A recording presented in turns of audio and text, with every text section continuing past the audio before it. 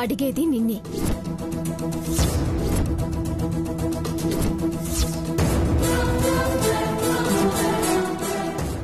ఏ విషయం గురించి తెలియకూడదు అంటున్నావు?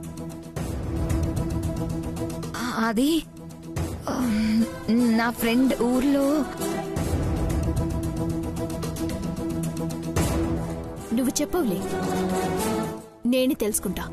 ఏ కళ్యాణి,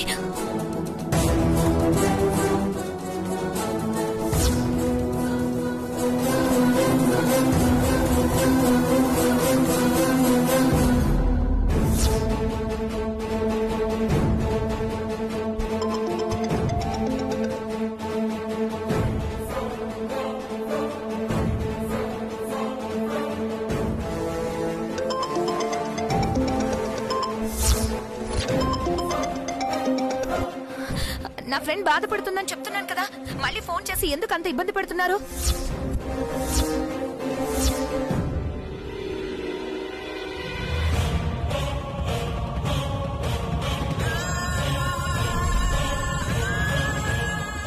హలో హలో సంపద, మాట్లాడవేంటే?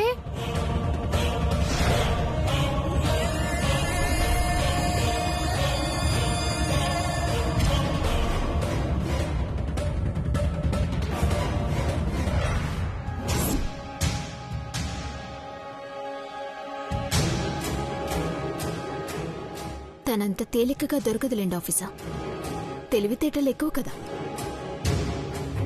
సరే, నాకు ఆకలిస్తుంది, కలిసి భోంచేద్దాం. పద.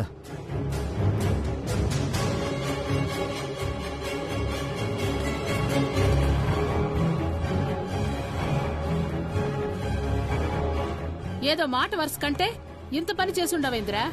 ఒక్కగానొక్క కొడుకువి, నీ పెళ్లి నా కళ్ళారా చూడకుండా చేసినావు కదరా. ఆ ఆలోచన నీకంటే ముందే నాకు ఉందమ్మా. కాకపోతే నువ్వు బయటపడ్డావు, నేను బయటపడలేదు, అంతే.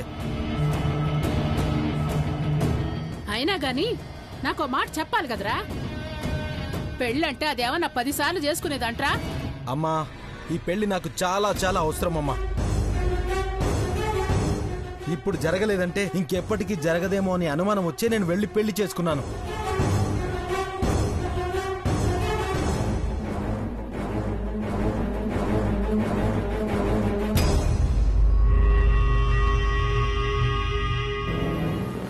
ఆఫీసర్, సంపద ఆ సిద్ధుతోనే మాట్లాడింది అనిపిస్తోంది.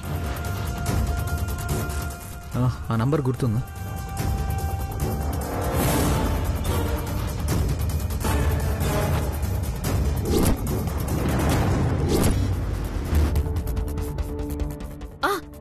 గుర్తొచ్చింది, డయల్ చేయండి. చెప్పు.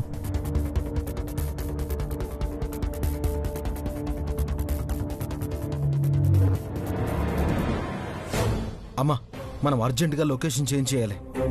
అదేంద్రా, అదేమో పెళ్లి చేసుకుంది, ఫోన్ చేసింది, ఎవరికి చెప్పొద్దు అంటుంది. నువ్వేమో ఆడవాళ్ళ గొంతుతో మాట్లాడుతుండవు. అమ్మా, శౌర్య మనల్ని ట్రేస్ చేయడానికి ట్రై చేస్తున్నాడమ్మా.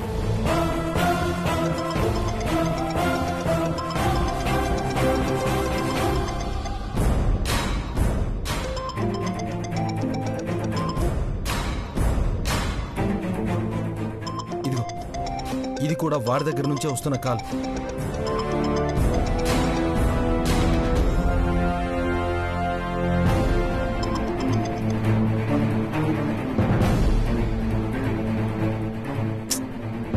వాడికి ఫోన్ చేస్తుంది మనమే అని అర్థమై ఉంటుంది ఆఫీసర్. సంపద మనం వేసిన వలలో చిక్కుకొని ఉండాలి.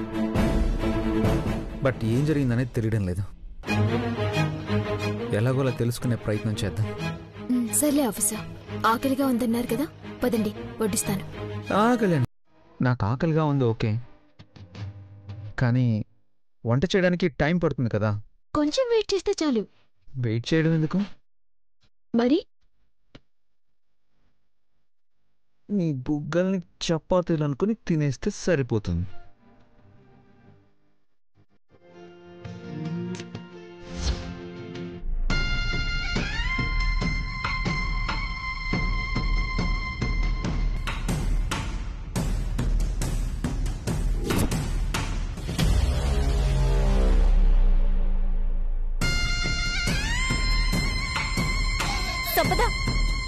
చూసావా? శౌర్య కళ్యాణి చెంపకి ముద్దు పెట్టాడు. పెట్టని పిన్ని, అంతగా కావాలంటే నువ్వు వెళ్ళి బాబాయ్ని అడుగు. అది కాదే, ఏ మొగుడికి ముద్దు పెడుతుంటే ఇలా మాట్లాడుతుందేంటి? ఆఫీసర్ వద్దు. వద్దంటే కావాలనేగా.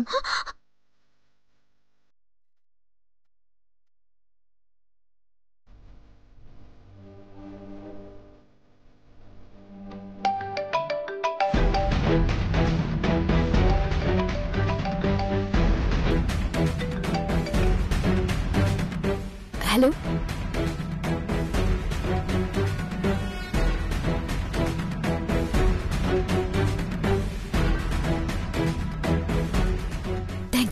Thank you so much. ఏమైంది? రేపటితో సంపదకి చెక్ పెట్టేస్తాం ఆఫీసర్.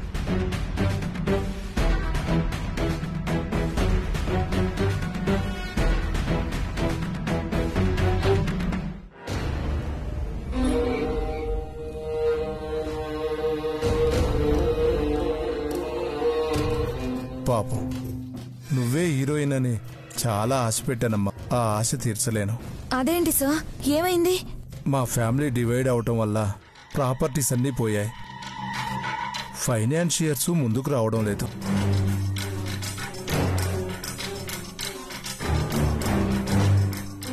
అటు డైరెక్టర్ గారికి మాటిచ్చాను, ఇటు నీకు మాటిచ్చాను. కానీ సినిమా తీయడానికి నా దగ్గర అమౌంట్ సర్దుబాటు కావట్లేదు.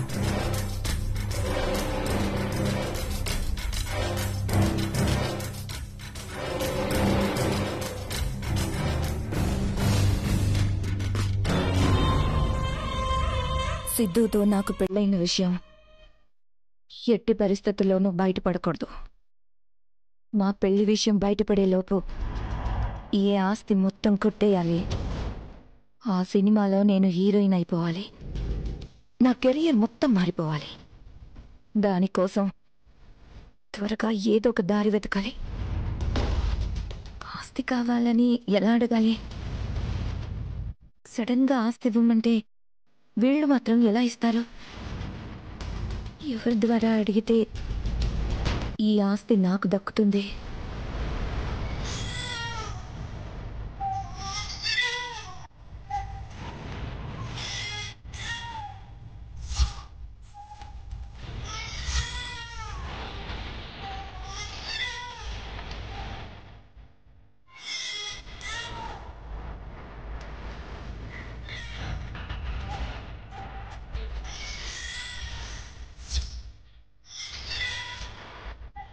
ఎస్, నేననుకున్నట్టు నాకు ఉపయోగపడేది కళ్యాణిని.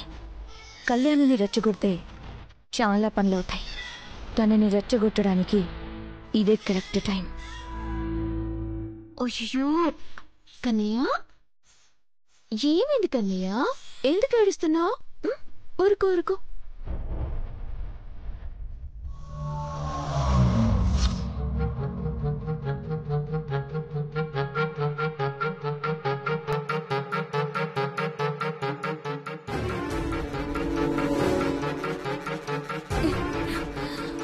సంపద, సంపద, సంపద.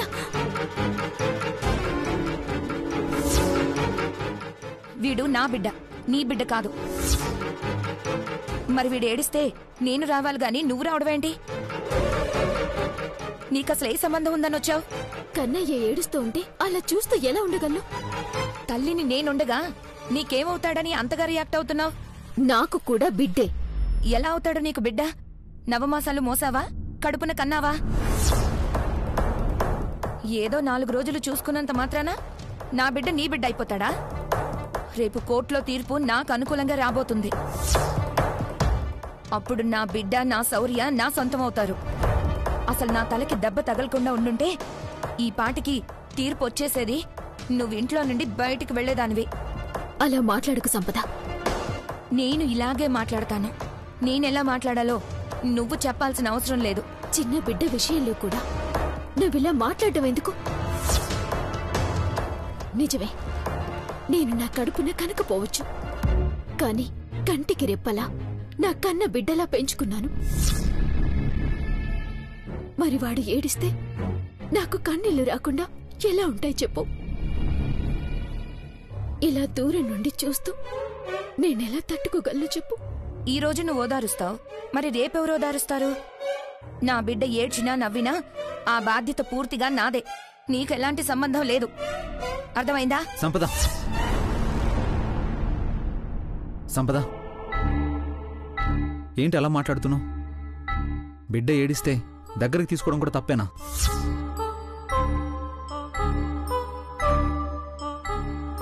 నేనన్న దాంట్లో తప్పే ఉంది.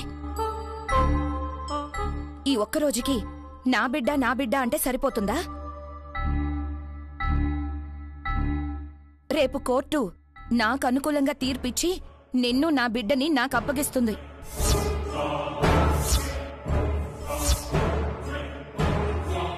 అయినా నాకొకటి అర్థం కావట్లేదు. నేను మీ భార్యని, వీడు నా బిడ్డ. మరి మీ మీద వీడి మీద పూర్తి హక్కులు నాకుంటాయి గాని దీనికెందుకుంటాయి? అవును, ఇప్పుడు సంపద మాట్లాడిన దాంట్లో తప్పే ఉంది.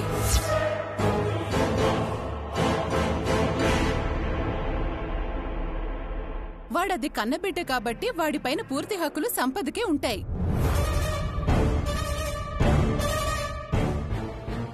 ఏదో 4 రోజులు పెంచి నా బిడ్డ అనుకుంటే సరిపోతుందా ఏంటి? ఈరోజు వాడి కన్న తల్లి వచ్చింది. తనని కాదనడానికి ఎవ్వరికీ హక్కు లేదు.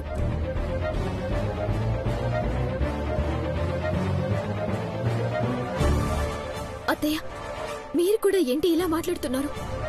నిజమే కదా మాట్లాడుతున్నాను. కన్నయ్య ఎవరు బిడ్డ? సంపద బిడ్డనే కదా. మరి బిడ్డ పైన దానికి కాకుండా నీకెలా హక్కులొస్తాయి? ఎన్నిసార్లు చెప్పినా కూడా నువ్వు మార్వాదమేంటి? కడుపున కన్నది అంటున్నావు గాని బిడ్డను కన్న తర్వాత ఏ రోజైనా సరే పాలిచ్చిందా?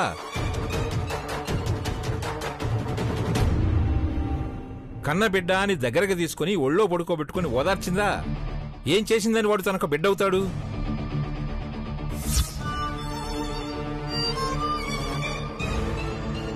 బిడ్డ పుట్టగానే అటు కన్న బిడ్డని ఇటు కట్టుకున్న భర్తని వదిలేసి తన పాటికి తను వెళ్ళిపోయింది. ఆ తర్వాత బిడ్డకి తల్లయింది కళ్యాణియే. తల్లిలా ఓదార్చింది, లాలించింది, తన ప్రాణం పెట్టి పెంచింది.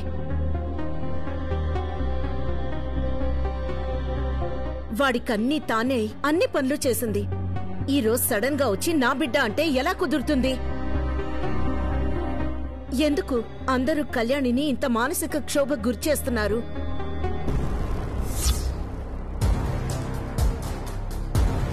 తనేవైనా తప్పు మాట్లాడిందా? బిడ్డని ప్రాణానికి ప్రాణంగా పెంచుకుంది. భర్తని ప్రాణం కంటే ఎక్కువగా ప్రేమించింది. ఈరోజు కోర్టు ఏదో చెప్పింది కదా అని సంపద ఇంటికొచ్చింది. 4 రోజులు ఉంటుంది, వెళ్ళిపోతుంది, అంతే. నేనెక్కడికి వెళ్ళను. కోర్టు తీర్పు నాకు అనుకూలంగా వస్తుంది. నేనిక నుండి ఈ ఇంట్లోనే ఉంటాను. వెళ్లాల్సింది నీ కూతురే. సంపద,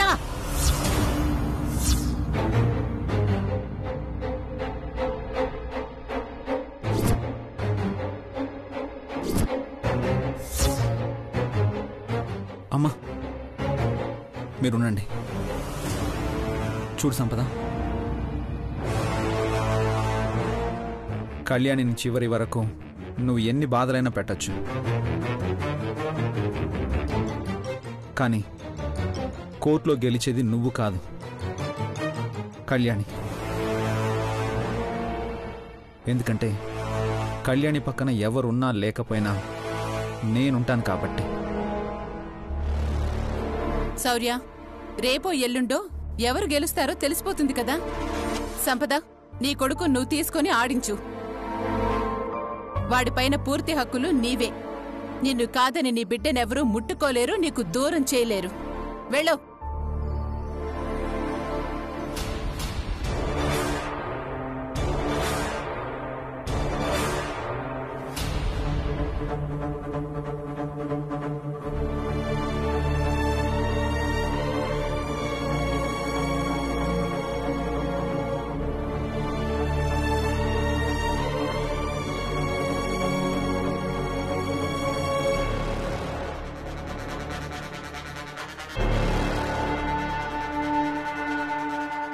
పిన్ని, ఆ కళ్యాణితో నేను కొంచెం పర్సనల్గా మాట్లాడాలి. ఇంటి వెనకున్న గుడి వద్దకు రమ్మని చెప్తావా? అనాల్సినవన్నీ ఇక్కడే అన్నావు కదా, మళ్ళీ గుడి దగ్గరికి ఎందుకు? లేదు పిన్ని, కొన్ని తేల్చుకోవాల్సిన లెక్కలున్నాయి. ఇనుము వేడి మీదున్నప్పుడే సమ్మెట ఉపయోగించాలి. అప్పుడే మనకి కావలసినట్టుగా ఆయుధం తయారవుతుంది. నీకు అర్థం కాదులే పిన్ని. నేను చెప్పానని చెప్పి కళ్యాణితో ఒక ముఖ్యమైన విషయం మాట్లాడాలని చెప్పి గుడి దగ్గరికి రమ్మన్నానని చెప్పు. సరే.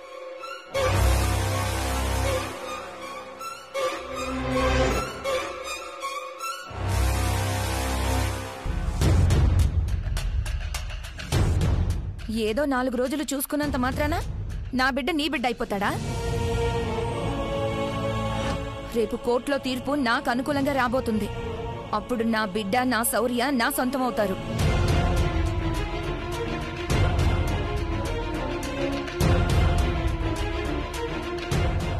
ఏంటో కళ్యాణి, రాను రాను నీ పరిస్థితి చూస్తుంటే జాలేస్తుంది.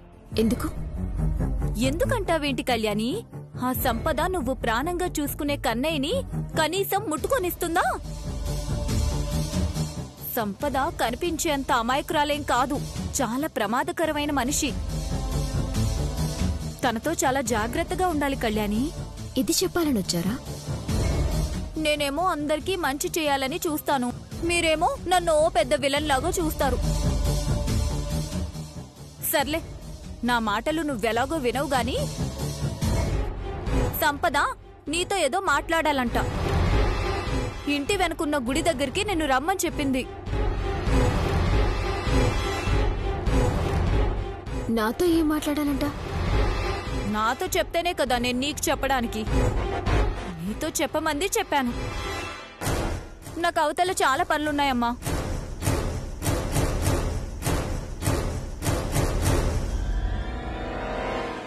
నాకు కావాల్సింది ఇదే సంపద. నువ్వు మాకు అనుకూలంగా మౌల్డ్ అవడమే కదా మాకు కావాల్సింది.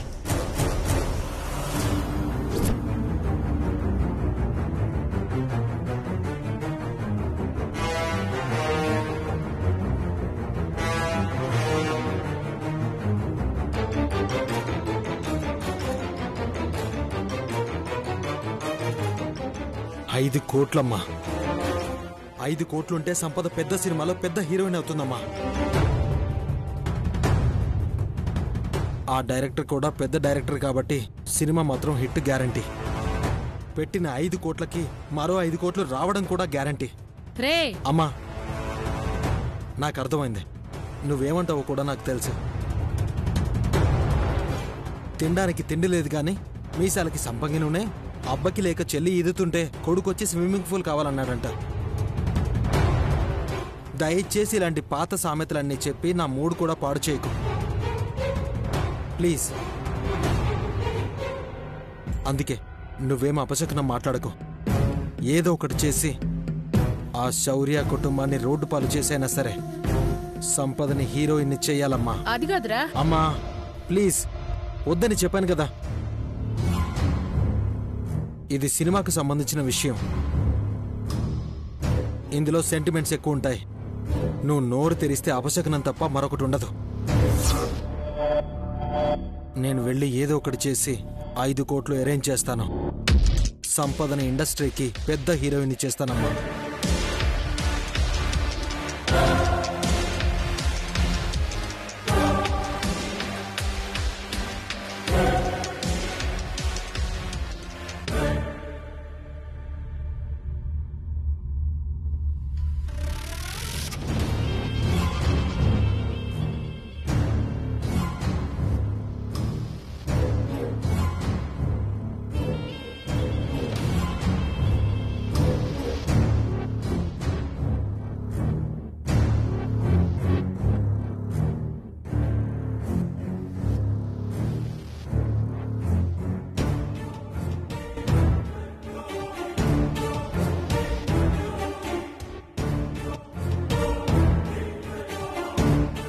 ఏంటి సంపద, నాతో ఏదో మాట్లాడాలి అన్నావంట?